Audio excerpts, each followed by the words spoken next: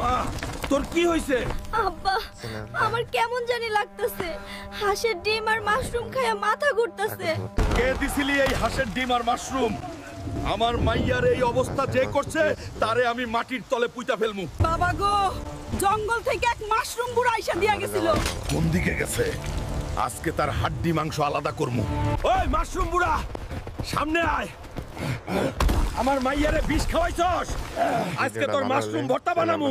এত চিল্লাস কেন? আমার রাজত্বে আইসা আমারে ভয় দেখাস? আমার মাইয়ার এই দশা কেন করলি? তাড়াতাড়ি সুস্থ করার মন্ত্র বল।